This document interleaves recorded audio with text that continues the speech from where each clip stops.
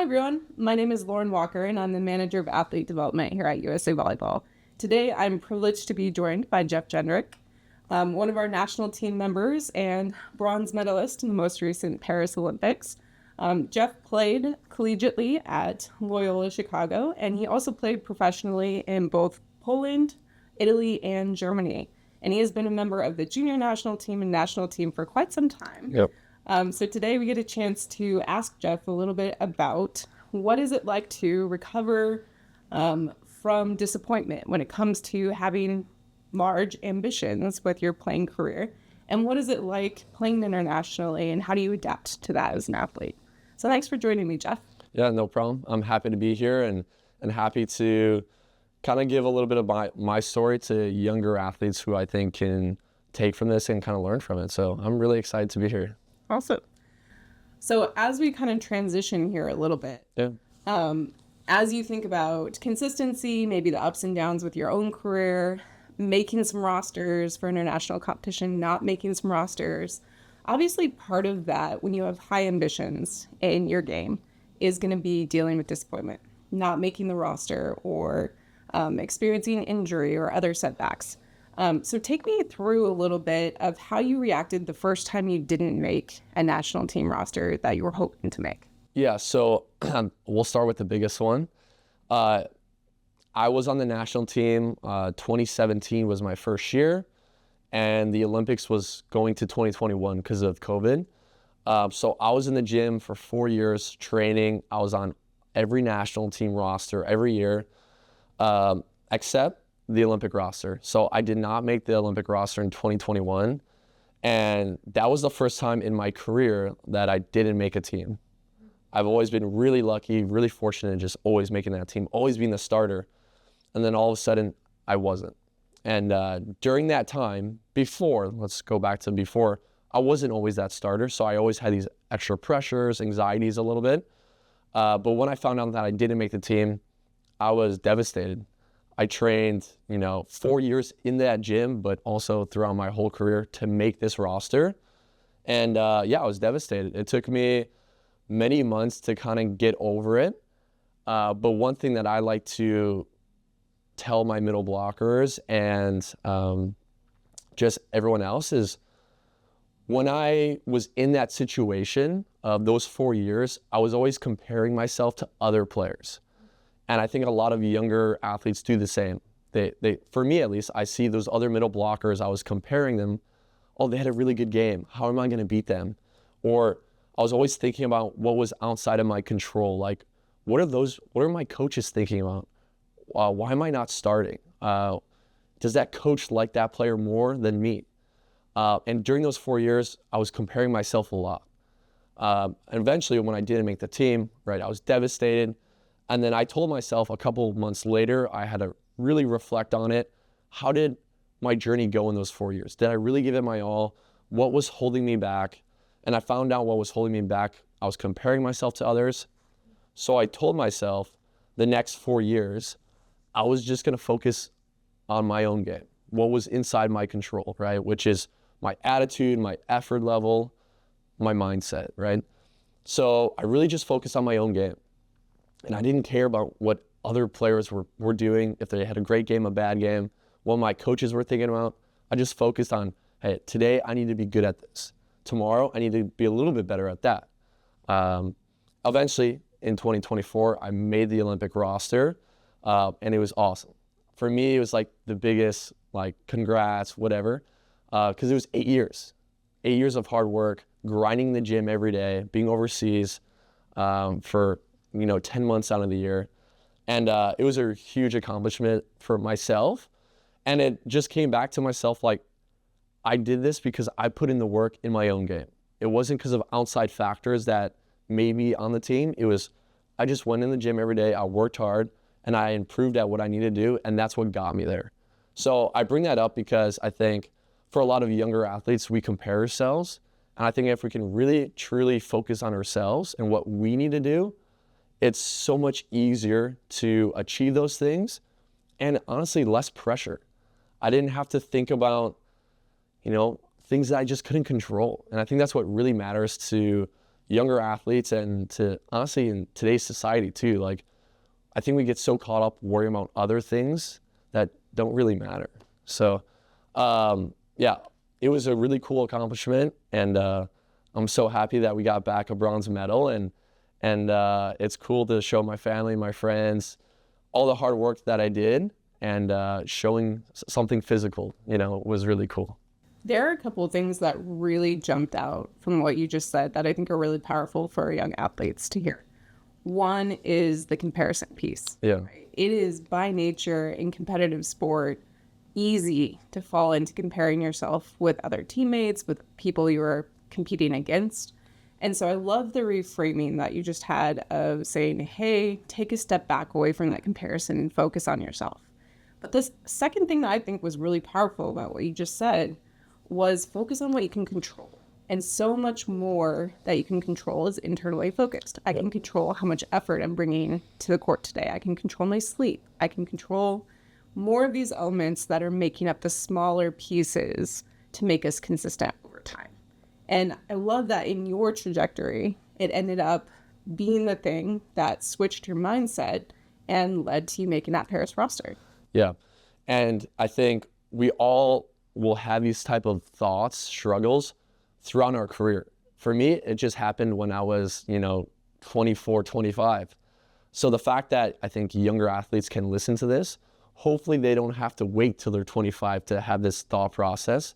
Hopefully they can have this, focus on what's in your control at a younger age. So I hope people can listen to this and be like, okay, this is what I want to do. Going off that, one thing that has really helped me with that on just focusing on what was in my control was my head coach at Loyola University. He kind of made us all journal. And the first time we did it, I thought it was really stupid. I didn't want to journal. I don't think it's worth my time, right? Eventually, he kind of told us exactly why. It's just to bring more intention to our practice. And then eventually kind of looking at your journal months later, weeks later, you can really see your own progress. So eventually, we all started doing it. First week, I didn't like it. But week 2, I was like, this is really cool. I know exactly what I need to work on, and now I'm going to go out and do it. And I still journal to this day. I'm 29, so I've been journaling for 11 years. I have 2 notebooks just full of notes. And that kind of goes back to just really focusing on what's in your control. In my notebook, I know exactly what I need to do in that practice. I'm going to work on it. And that's how I can evaluate, did I do a good job in that day, in that practice? Instead of, younger athletes sometimes will be focused on, oh, that college coach is over there, they're watching me now. Or, now that middle blocker played really well, how can I beat them? Instead of opening that journal, hey, I'm just going to work on attacking off the net today. Really good spacing off my setter. So that's what I would encourage younger middles to do, is go onto journal, write one thing that you want to work on in that practice, and then after practice, evaluate yourself. Did you have that intention? Did you actually work on it? Or did you kind of lost focus, right? And at the end of the day, right, we're not always going to be great at doing things, but if we're aware of it, and hopefully we can, be a little bit better each day, we're going to go back and to be more consistent, which is what we all want to be.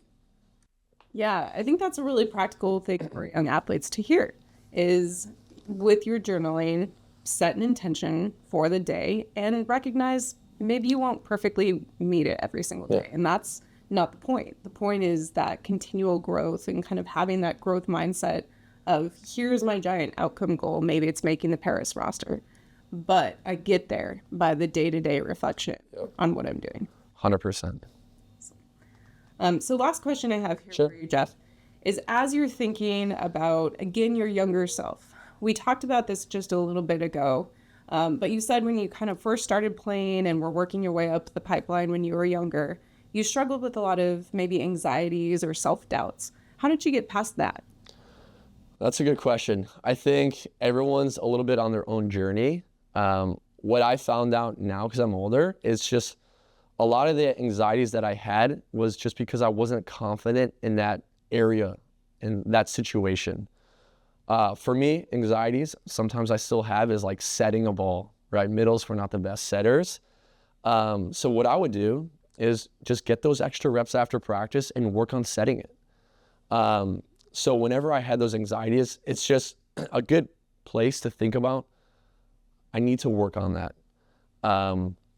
But to kind of go in general, the biggest thing is it's okay that we're going to make mistakes, right? Like volleyball people, we're not perfect. We're going to make mistakes. One thing that I love about the USA national team is we have this mentality. We just call it single point mentality. Every point matters. So if I made a mistake last point, I made a really bad set. It was really ugly, went through my hands. Maybe my teammates are like, oh, whatever. It happened last point. That doesn't matter anymore. The next point is what truly matters. So I have to forget about my mistake and I just have to move on. And I kind of wish I knew that when I was younger, because usually younger athletes, we start to hold on to our mistakes. You know, we don't really focus on the good things. We really think about the bad things. So I would tell athletes, younger athletes, if you made a mistake, okay, acknowledge you made the mistake, but move on, forget about it, because that next point is what really matters. If you're an athlete that you start to hold on to these mistakes, for an example, I got blocked. For the next 6 rotations, I'm still thinking about it. I'm not truly present in that game. I'm thinking about something that happened in the past. And now I probably won't be playing my best because I'm still thinking about it. So what we want to do is, okay, acknowledge we made the mistake. We're not perfect, but hey, let's move on to that next point, because that's what really matters. Yeah, there's a couple of important conclusions there, right? One is having that single point mentality allows you to release your mistakes and see them as part of the process. Yeah. They're going to happen. It's inevitable. But the other thing that I really like, that I don't want people to gloss over what you said about anxieties, was to reframe it a little bit. You said, you know, I identified what was causing me the anxiety, and then I worked on that particular thing, right? So you took something that felt out of control, and that maybe was why it caused you anxiety, and you made it something you could control. Yeah. Practiced your reps, which I think is this fantastic way for our young athletes to view their skills on the court. Yeah. Is that it's not that you're never going to have anxiety. It's not that you're ever going to not make mistakes. Yeah. You just have to recognize those are part of the process. You can reframe them into something better. Yeah, 100%. And just going off that, like, I'm 29 and I still have anxieties on the court sometimes, right? So we're all going to have these feelings. I don't think anyone doesn't have these feelings, right? Like, even talking right now, I'm a little nervous doing this, you know, but it's okay. So in that game, when you do have those anxieties, acknowledge it, but it's okay, right? Like, what really matters, it kind of going back to this, is just giving it your all. If you're going to make that mistake, that's okay. That's going to happen. We all make mistakes. Just be ready to move on to that next point. Really appreciate you sitting down today with us to share your insight, Jeff. Yeah, thank you so much. I think a lot of younger athletes are really going to enjoy this. And I mean, I'm sure if any of you guys have questions, feel free to ask your coach about this. Anything like this is really important. I think the mental game is really important. If not, ask me on my Instagram at Jendryk21. But I'm really happy that I'm here with you talking about this, because this really will affect so many younger athletes, and I hope they can learn a little bit about this and then just keep moving on, grinding on, and just keep getting better. That's what really matters.